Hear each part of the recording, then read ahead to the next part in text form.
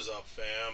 Agent O here with another movie review, and I've got Guardians of the Galaxy. Just got out of the theater, and man, Marvel knew what the fuck they were talking about when they had already announced that they had a release date for the second movie because they fucking knew they had a good movie on their hands. I like after I only saw like the first trailer. That's the only one I really paid attention. The trailer where you see Star Lord get the orb and he gets arrested and nobody knows who he really is. They're like, Star Lord, who's that? And you see them all on the lineup, so you get an introduction of the characters. That's the only review I saw, and because I wanted to be surprised when I watched the film, and boy was I surprised. This movie like surpassed, like I expected it to be pretty good, but man, it blew me a fucking away. Like everything about this movie I really dug. I have some nitpicks here and there because after all, no movie is perfect, and I'm not going to be one of those reviewers that's just going to be like, everything's great. I had no, blah blah blah blah blah. Oh my god, I'm going to give it the awesome testicular stamp of approval. Because I have no actual real opinion about anything. No, I'm not going to be that dude. So, as great as this movie is, there are some little things, and they're not bad, and they're not gonna take away from your enjoyment of the film, but they are there, and I'll get into that in the spoiler part of the review. But right now I'm just gonna talk about all the spoiler-free stuff, and it's all like really good shit. First off, like I thought this movie looked good just from that first trailer, but oh my god, this movie is beautiful. Like every world or every planet or every set just feels fully realized, and just like it's like they got the most OCD concept artist to sit there and just work out every little minute detail of every world that you saw in this film. um, for the budget that they had, I don't know what the budget is. I'm going to have to look that up, but I'm pretty sure it was over 100 million, probably about 200 mil. Um, they used that money wisely because this movie's so special effects heavy, and I mean, God, they just did the damn thing. All the concepts for the ships were awesome. The look of the Nova Corps was actually really cool, and I know the Nova Corps is it's a ripoff of the Green Lantern Corps, but they don't operate at all like you see them in the comics. They're more like they're actually more like they're more interstellar police than even the Green Lantern Corps are, because there's no most of these guys, none of these guys actually have the Nova powers. I don't know how they're going to do that, if they're ever going to introduce that or whatever. But they looked great. All the ship designs looked great. The sets looked great, and there's something else that looked really great that I wasn't expecting to see in this film. So I was surprised when I saw it, but it's spoiler territory, so I'm gonna get away. I'm not gonna talk about that until we get to the spoiler section. Um, the characters, they all, they could have easily did one-dimensional characters in this film and gotten away with it because everybody was funny in their own way. Like, not just with one-liners, but with just their character, their actual like personalities. They were funny. Like all Vin Diesel had to do was say, "I am Groot," and he did that. But he definitely thought about how he was gonna say it, and he executed it in different ways that actually got across like different expressions or different expressions of emotion, basically, and it worked. Drax was, Batista's as Drax was good. I think he stepped up his acting game. Um, for this film, he felt like how his character was supposed to be, at least in this film. He was less like that, grainy kind of badass that you're supposed to be. That he usually I see him portrayed in comics. Because they had him speaking like a thespian, basically, and it actually worked.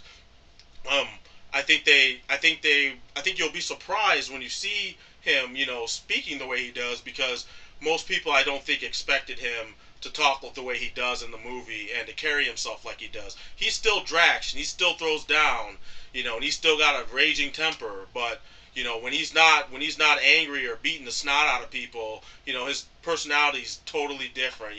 It's like two sides of a coin, and it's great and it works for the character. I dug Zoe Saldana. She was great. And I'm not just saying that because she's hot or whatever, because she is attractive, and I like her look in the movie. It always looks cool when they take somebody who has very ethnic features and they alien them up in the movie. It really helps sell the whole alien, the whole feel of an alien or whatever, the whole look of the alien, the aesthetic and all that shit, and it works. Can't remember the guy who plays Star Lord, but he was funny. When he was funny when he needed to be, he was serious when he needed to be. He was that Indiana Jones adventurer, scallywag, but he plays all those kind of like all those cliche hero types, all like kind of smashed into one, and it works. And I guess the character that actually surprised me the most was um, Bradley Cooper as Rocket Raccoon, because originally I thought he was miscast. Like I wanted to see Jason Statham as Rocket Raccoon. I wanted to see Rocket with a Cockney British accent and just all attitude and shit. But Bradley Cooper won me over in this film, and I figured he'd do, and I knew he was gonna do a good job as Rocket. They definitely made sure they fleshed his character out too, because there's parts in the movie where every character in this movie gets emotional at some point about something, and I won't get into that until the spoiler shit either, but it all works and it helps make them more of a character, more of a person, more of a character that you can empathize with, and it, as brief as those segments were in the film, they stuck with you. They stuck with me at least, and it helped further mold their motivations as to like why they decided to finally band together against this common foe. It worked so well. I mean, the storytelling in this movie was just on point. I can't stress that enough. This movie was just really, really damn good. Like, it's hard for me to try and find things to say that I didn't like about it. The only thing that I really had a problem with was the way they shot the action sequences. I mean, if you're gonna fight, show me the fight. Like, stop cutting. Like, I swear they were cutting like every second during some of the fights, and you saw like Batista do cool shit. You saw Zoe Saldana as Gamora. She did some really good stuff. It was I think it was better than anything I saw in Colombiana, and not to mention that she looked a lot healthier in this movie than she did in Colombiana. She was too damn skinny in that film for me to believe that she could take down dudes that were like twice her size. But she looked like she knew what she was doing in this film, and the stuff that you saw her do, I was like, man, I want to see more, and I want to see her do longer shit. And it's shot okay. It's not. I still don't care for that kind of shooting style, but that seems to be the American action movie style shooting when it comes to fight scenes, and I'm tired of it. Teach these people some combos, even if they're simple punch, punch, block, block, kick combos, just something so that it looks like these guys know how to scrap, because you they look like they know how to scrap, but you don't get to actually fully see them do it, and that kind of annoys me. That really annoys me, actually. Especially since I love Hong Kong and action movies where you see people throw down. Like if Liam Neeson can fold people up in the Taken movies or in Non-Stop or whatever, and you clearly see all the shit he's doing, and he's an older guy. They should have no problem teaching these younger cats how to do what they do. I mean, they were cutting Batista, and the guy knows how to fight. He understands martial arts. He knows a few styles. On top of his wrestling background, and even they were cutting stuff that he was doing. So I don't know. I don't I don't dig that shit, but it's whatever. And even though I don't care for that, it still doesn't take away from everything else in this film. Like I can't really think of like if this review gets like if I start jumping all over the place, it's because like this review left me fucking scatterbrained. Like I haven't watched a movie where I felt this good coming out of the theater since fucking Avengers, honestly. I've seen some good movies since then, but nothing like this where I was just like, holy crap. It's like they spent no money was not an object when it came to making this movie, and obviously it was, but just there was so much. Like I said, there was so much special effects stuff going on. You saw Rocket and you saw Groot in a lot of this film. Once they were introduced, they were always there, and it's crazy how much CG was in this film, and it makes me wonder like why movies like the new 2014 Godzilla film, why we didn't see more of Godzilla and the creatures, because people were like, oh, they can't do it because of the budget, but this movie had CG. I swear it was like in every shot. There was some kind of compositing, there was some kind of computer generated something or other floating around or doing something. All kinds of crazy lighting. I mean, this movie, it's like one of the most effects heavy movie that I've seen like this year.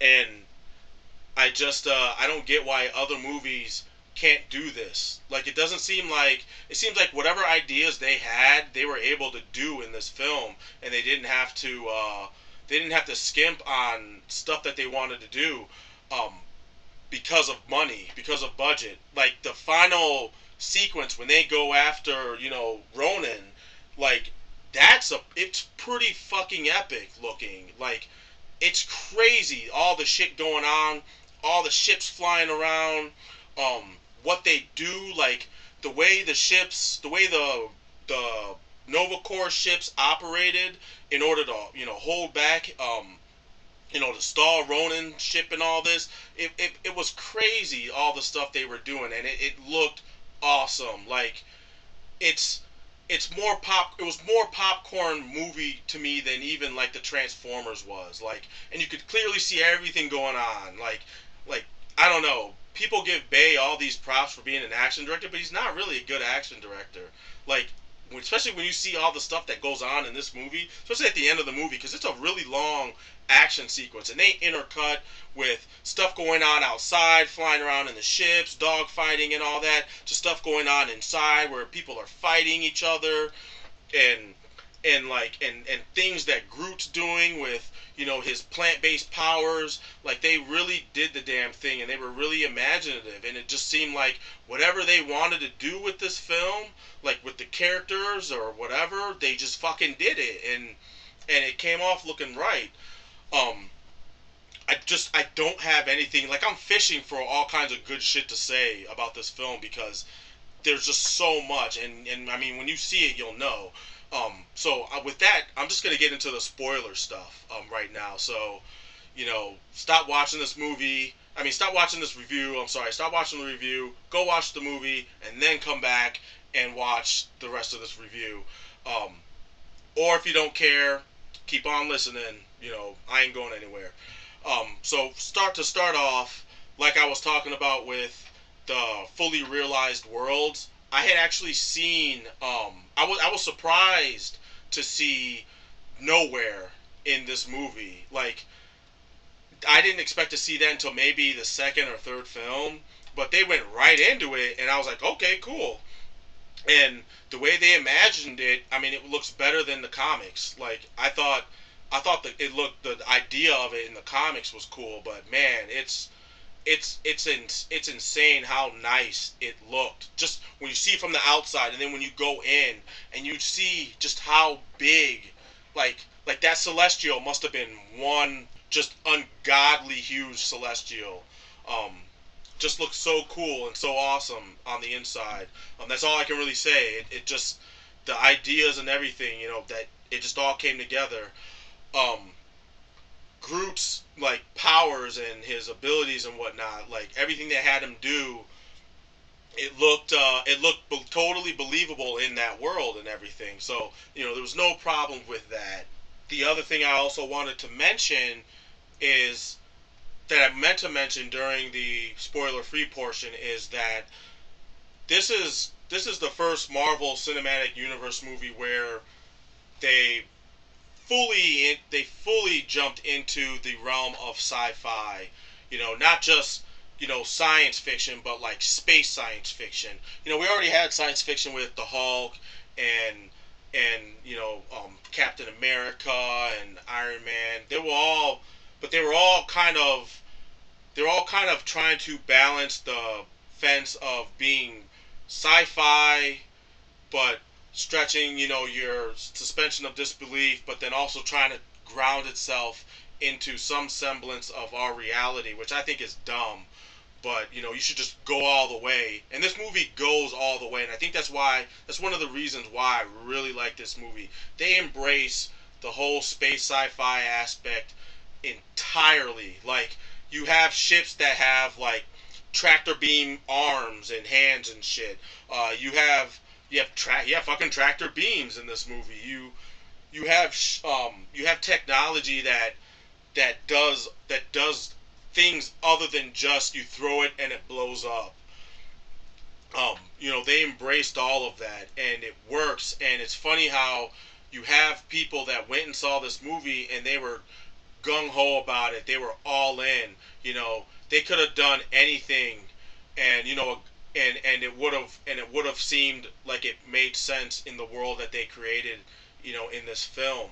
So once again, I feel like a Black Panther movie should not be out of the realm of being plausible or not being able to be done. It should easily be able to be done. If we can watch, these guys do all this crazy stuff in this science fiction setting, then a Black Panther movie should be no problem. It should be a walk in the park.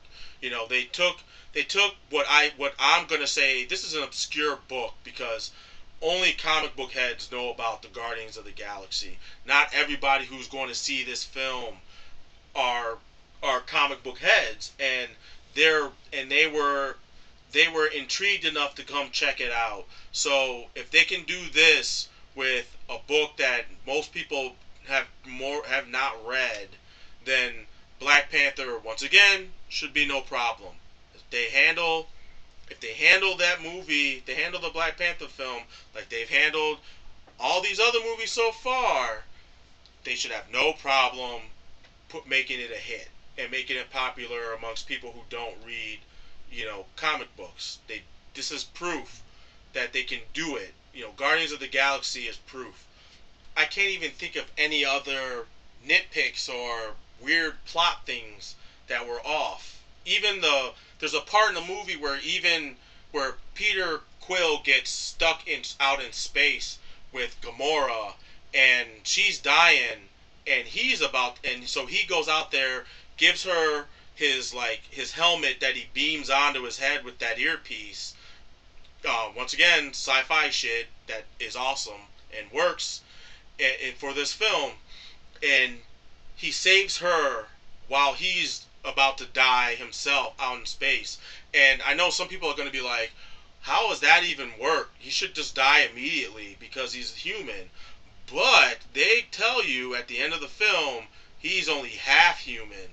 So that in and of itself should be enough of a MacGuffin kind of loophole to explain as to like why he survives out in the vacuum of space, because he's not all the way human. So people might nitpick at that, but once again, they explain it away, and it's very brief and it makes sense because it's science fiction.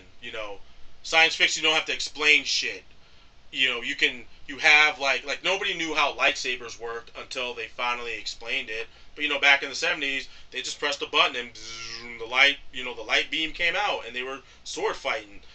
Nobody knew how it worked. They just they would speculate it was like some kind of arc light system or something, but that didn't come until later. How does warp drive work? It's physically impossible to warp drive to drive at the speed of light because we would become flatter than we'd become so flat we would be pretty much non-existent. But it works in the movies and it works in sci-fi because they somehow figured out a way around it so that we don't die flying at light speed, and you don't question it because it's science fiction. So yeah, if anybody points that out and is like, that's bullshit or that's a plot hole. It's not a plot hole because they, like I said, they explain it away. Fuck. There was something else. Oh, there was also cameos in the film. Cosmo the space dog. I don't know what his name. I know his name is Cosmo. I've only read a few issues dealing with the Guardians of the Galaxy, mostly in the Secret Invasion, big epic, special event, and that's when I first saw that character Cosmo, and he's in the movie, and I was like, oh crap. I didn't even expect to see this character in there, and he doesn't do anything. He's just more there. Like you see him a couple times in the film, and he's mostly just there for fans that of the book to see him and be like, oh shit, they thought of that too, and it's cool that they did that. Obviously, they did that with the collector. There's stuff in there. I'm sure if you look around in the background, you'll see stuff that pertains to the Marvel space universe or whatever you want to call it, and I thought that was really a nice touch when you see that character. Um, Also, you know how there was the whole rumor or leaked rumor about Nathan Fillion showing up in the film in some capacity, and he does show up, but it's not how you think it is, and there's no way you're gonna be able to guess how he shows up. I'm not even going to, even though it's a spoiler territory we're in right now. I'm not gonna spoil it for you because it was such a surprise to see how they threw him in there. Totally, totally unexpected. There's no way you could guess that this is what they were going to utilize him for. No possible way. The only way if you guessed it was because you saw it on the internet or something. Somebody leaked it on the internet. But there's no way you could have known that's what they were going to do. Everybody was surmising that he was going to be Nova, the actual character in the Nova Corps. But it's something else, and I'm gonna leave it at that.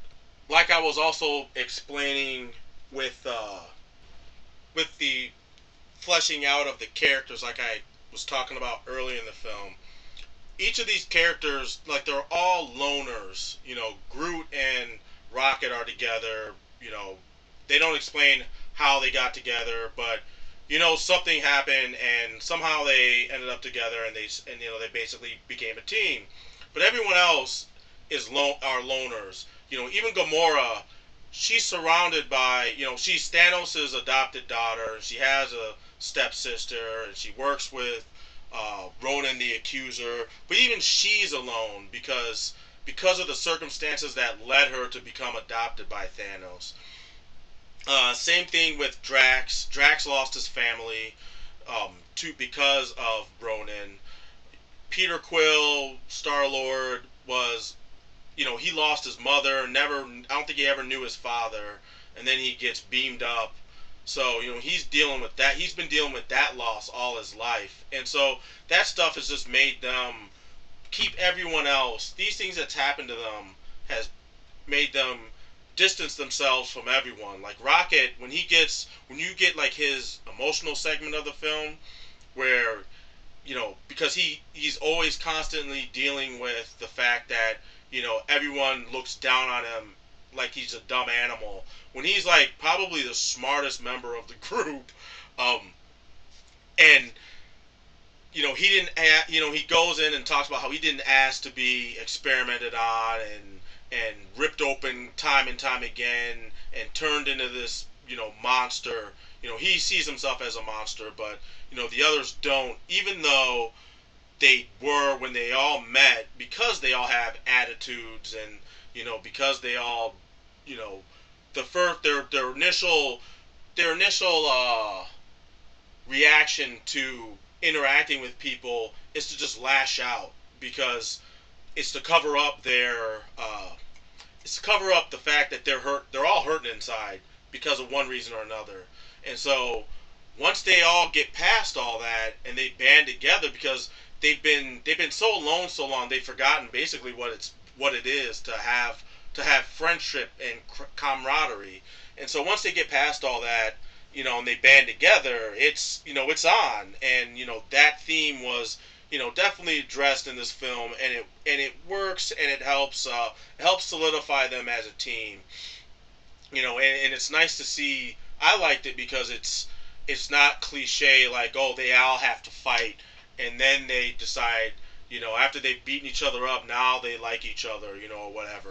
They actually talked it out at times in the film and realized that they're all not so different, and that was good enough for them to want to work with each other and develop a relationship where everyone kind of cares about one another's well-being. And so that worked. And it's been a while since I've seen. I can't think of the last movie where I saw where they actually did something like that. So it works. And with that, I'm just going to end this review. I got really nothing to say. You definitely see this film. It's so good. Yeah, I'll be surprised if I hope it does. I hope it blows. I hope their opening weekend blows Transformers out of the water because it deserves it. It's a way better film, both special effects wise, story wise, character wise. It does everything that the Transformer movies just don't do, and they deserve all the money they get off this movie. They can take my money. I'm gonna throw it at the fucking silver screen. Take that shit because you did it. You earned it. So, yeah, that's gonna do it for me. I'm Agent O, and I'm out. Peace.